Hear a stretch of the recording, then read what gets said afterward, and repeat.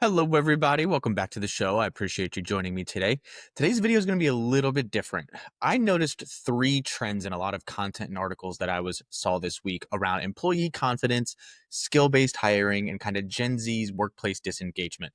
And I think I have a very different conclusion as to what's going on here, but I want to present the data, I want to present the opinions, and give you both sides to hopefully set you guys up for a successful job search and a fulfilling career or wherever you're at.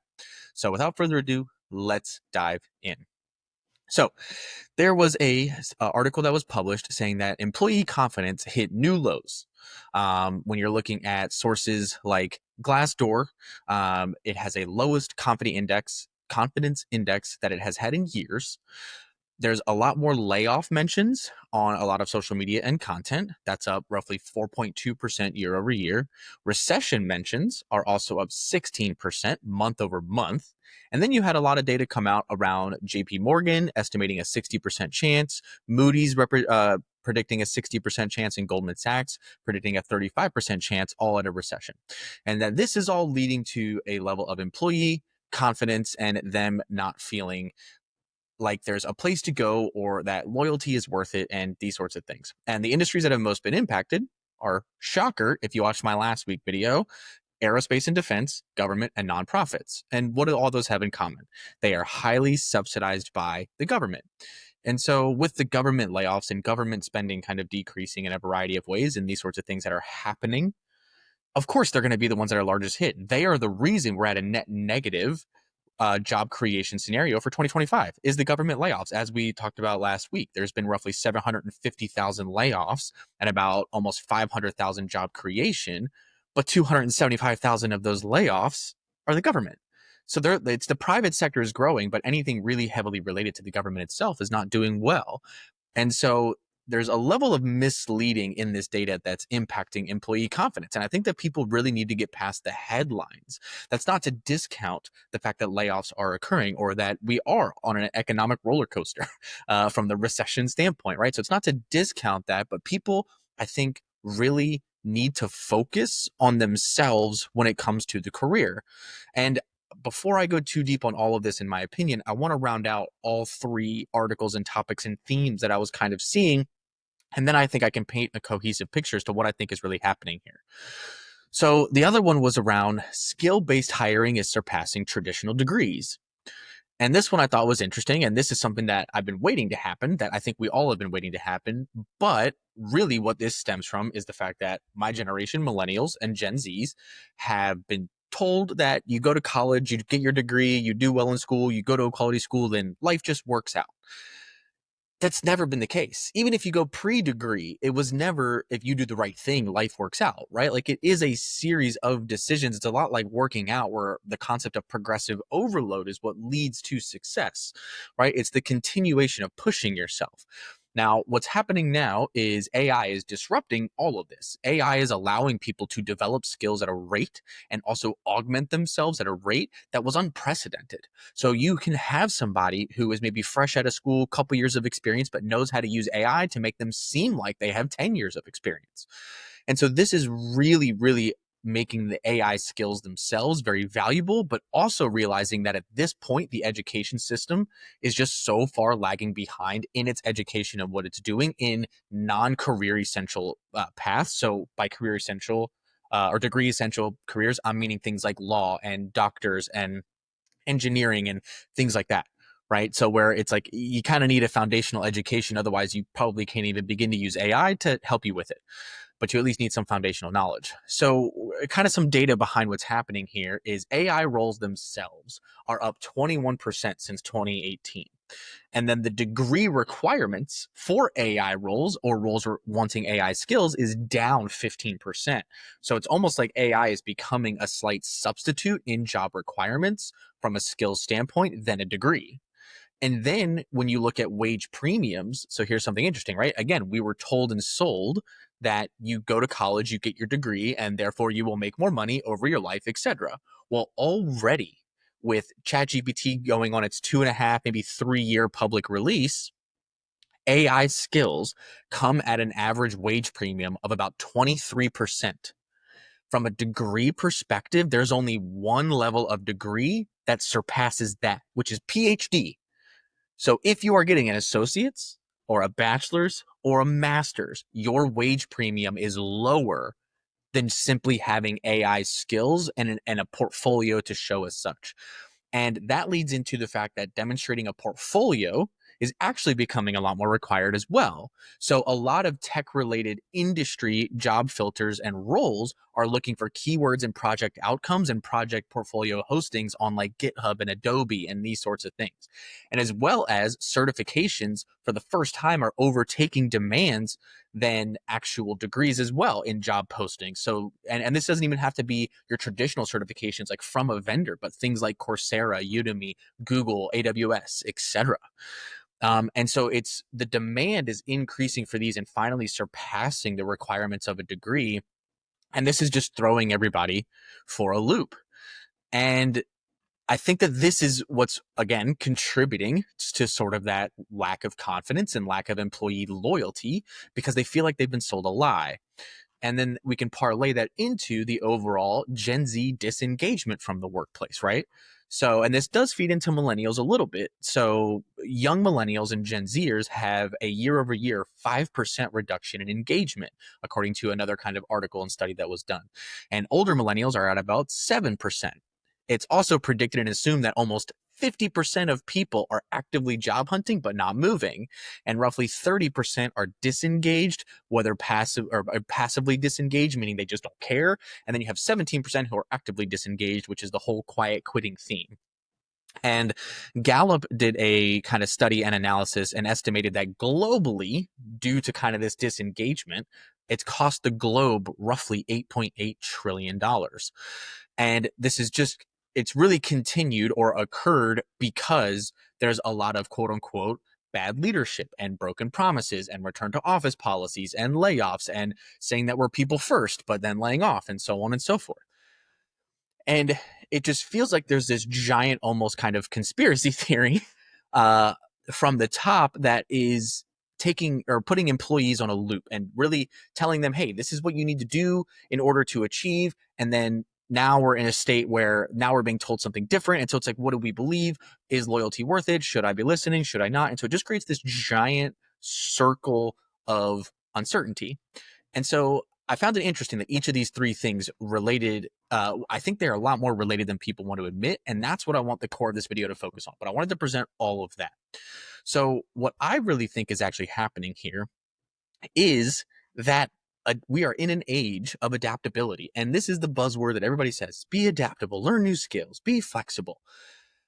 I think that that's the root of all of this, is that it's a word that people think that they are, but they're actually not. And that's what's actually leading to a lack of confidence, a lack of fulfillment, a lack of loyalty, a lack of companies reciprocating value, is the fact that companies are actually trying to adapt themselves, but people are not willing to adapt themselves. And so when a company says, we are people first, but then they perform a round of layoffs, people take that as contradictory. But it's actually not, because they're doing those layoffs and then they're actually investing into what the adaptation of the global economic and future workforce trends are, which are AI skills, which are skills instead of degrees, which are people who are looking forward, not looking at what they do now and not looking at what they did yesterday.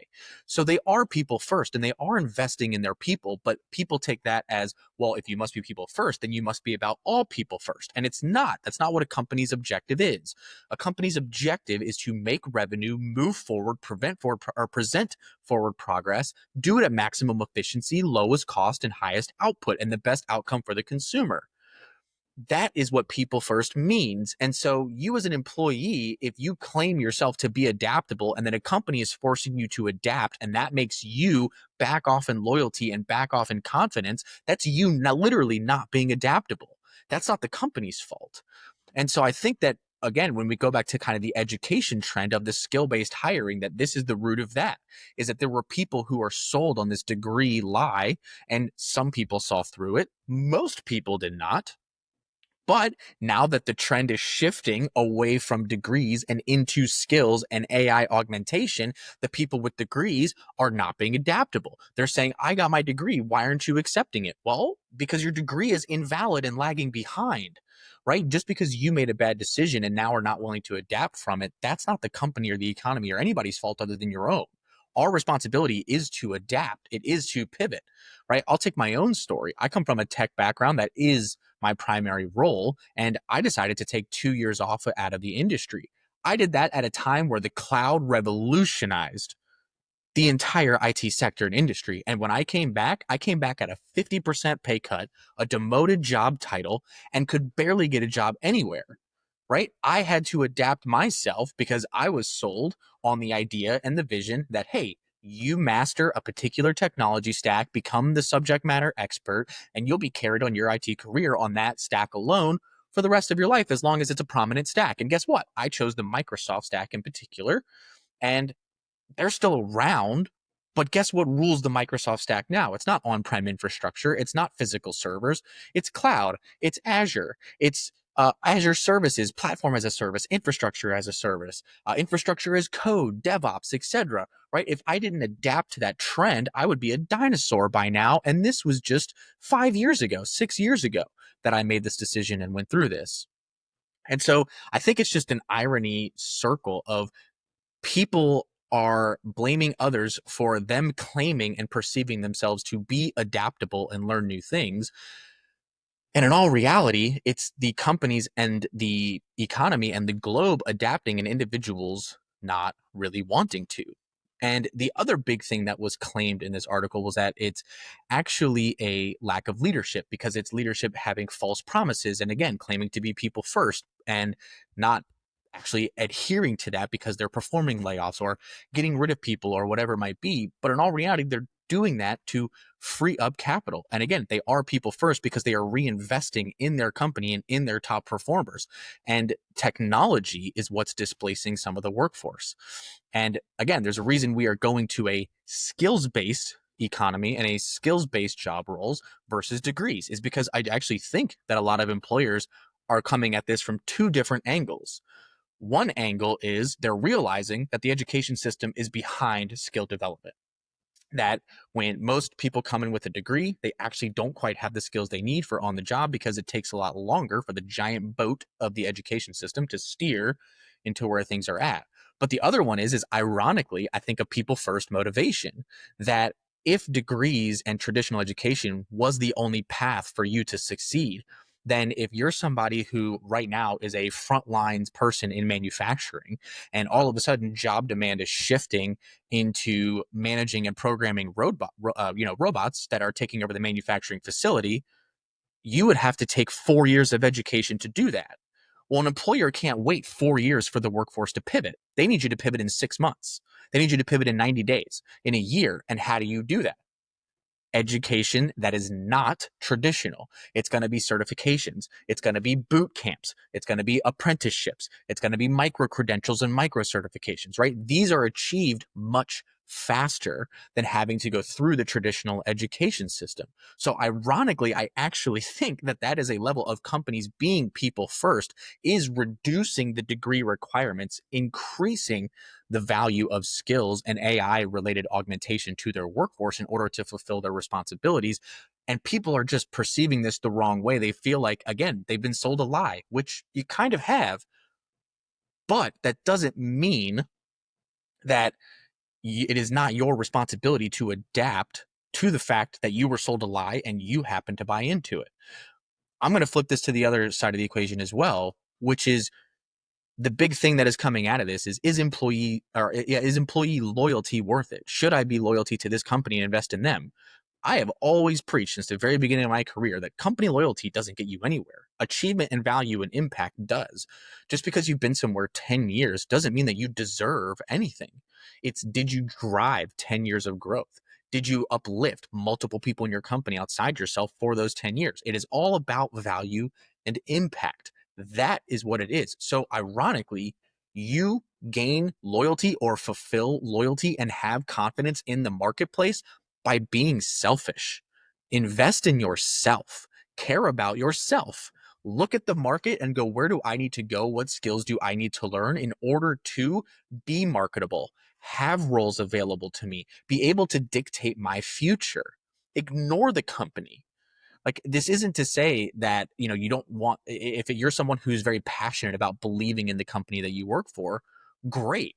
But by being selfish, you actually are being selfless, because the better professional you are, the more skills you develop, the more that you prioritize your capabilities, your growth, and where you want to go, the more value and impact you are actually able to drive to a company at any given time. And that should be the lens and focus of this is, who cares if you're not confident in your company? Who cares if you're not confident in the economy? Who cares about any of it? Just do what is best for you. And I promise you that sitting around and doing nothing is not what's best for you. Not learning, not growing, not putting into your career is not the right decision, especially when you extend your time horizon of looking at, what if you did nothing for 10 years? You have no change, no result, and all you're going to do is look back over the 10 years and go, man, nothing has changed. Well, it's because you didn't take action. It's because you didn't do anything. It's because you decided to look outward and blame everything else instead of be adaptable. So I really just hope that this can help to kind of shift the mindset and the actions that I want people to take with this knowledge is understanding that it is actually easier and faster to develop any new skills and pivot in careers than it ever has been. If you are in a career that is being replaced, if you are in a dying industry, if you are in a dying anything, sign up for Coursera, sign up for Udemy Premium, sign up for Google Courses, go take a boot camp, right? Don't feel like, oh my gosh, I need to go back to school and spend $30,000 on a degree, because I understand the dread of feeling like that's the only path forward, but it's not. You can literally right now sign up for ChatGPT Premium for $20 a month and have it build an entire project series for you to develop whatever skills you want. They can even be blue collar skills, because I will be the first to say, as I've said before in a previous video, blue collar is the next multi millionaire class, unequivocally, because they will be later replaced than white collar. It's plain and simple, right? AI will absolutely replace white collar before blue collar. And then we have a supply and demand issue. And the irony is as AI increases, blue collar also actually increases, because the reason they're going to get replaced is actually from the robotics side of the equation. Well, at the end of the day, robotics also needs mechanics and maintenance and people, just like we do on any other machine or piece of physical technology. So they're going to continue to expand for a while. But this can even be something that you can use AI to say, hey, I want to learn this skill. I want you to be an expert mentor and teacher and coach in this particular realm. I would like you to develop a 6-month project or 6-month development plan for me to have something publicly available to show and make me marketable in that industry. And now in 6 months, you are able to pivot careers instead of having to take 4 years and tens of thousands of dollars in debt. You could spend a few $100 on some certifications and subscriptions and a few months and learn some skills and pivot careers.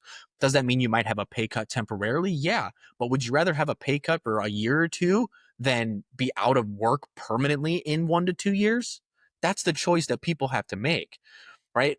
We need to be adaptable more than ever. And for people looking up the career ladder and going, well, why don't executives have to do this? They do. There's a reason that there's more executive shifting and layoffs than there also have been in the last decade. There was even a Harvard Business Review article that said that executives need to learn 5x the skills they used to per year now, because there's no excuse with AI augmentation in their capabilities to be cross collaborative and develop skills into other realms of their business. It's happening at every single level, whether you are up, down, left, right. It does not matter where you are within your company and what your position is. This is the core. And I guarantee you, if you develop skills, if you never stop learning, if you focus not on degrees, but on actual things that are going to be sustainable, like I said, like certifications, like technical skills, like AI augmentation, whatever it is, you will have more confidence in the workforce, because you won't be one of the ones on the chopping block. You will be engaged in your job more because you will have more skills to fulfill more projects and provide more value and have more meaning. And you will also be one of the ones that is benefiting from the wage premiums of AI skills and surpassing the people who are sitting there still buying into the lie of degrees are the only path forward. I hope that this was helpful. I will link the articles below that I mentioned. And like I said, it was the article. Some of the articles are a little bit older, but it just seemed like a revitalizing trend. Kind of these three topics of Gen Z disengagement, the skill based hiring, and employee confidence being at an all time low. And I really just think it's rooted in people that have a misperception of what adaptability is and people blaming their employers for not being people first, even though they are being people first for their most valuable people. So it's this vicious cycle that people just need to take the step back, be selfish, invest in yourself, look at where you actually are from an honest perspective and go, here's where I'm at. Here's where I want to go. How do I get there? And please also note, I will asterisk everything that I've said in this video with the first question you have to ask yourself is where you want to go. If you don't want to be the $250,000 C-level executive, but instead you're like, you know what? I just want to make my $60,000 a year. I'm okay with that lifestyle. I can do what I want. Great. But you still need to position yourself to be able to make $60,000 a year for the rest of your life. Like, you still need to learn and adapt. Stagnation will make you not even be able to do that. So I'm not trying to advocate that everybody needs to be the high achiever. Just like I'll be the first to say, not everybody needs to leave the workforce and be an entrepreneur, which is the buzz thing these days too. That's not the solution. The solution is to figure out where you want to go and then ask yourself, how do I make sure I'm still there or I am there in 5 years, in 10 years, in 15 years? It doesn't matter the time horizon, pick your time frame, but you need to be able to ask yourself, how do I fulfill X lifestyle that I desire consistently? It's not about high achieving. It's not about chasing money. It's not about chasing status. It's about understanding that you can no longer do the same job or the same skill set from 18 years old till 65 when you retire. You will probably, on average, moving forward, work 2 to 4 career paths in that time frame. That is what it is going forward. If you have any comments on this, leave it in the comment section below. I respond to every single comment. If you like this content, hit the like button, subscribe, and hit the notification bell so you get all of my videos when they release. I do 2 long form videos a week. I do 2 blogs a week as well, and shorts are released every single day. I am live on LinkedIn, X, Instagram, and Facebook as well. And I hope to see you next time. I appreciate your time today. Thank you.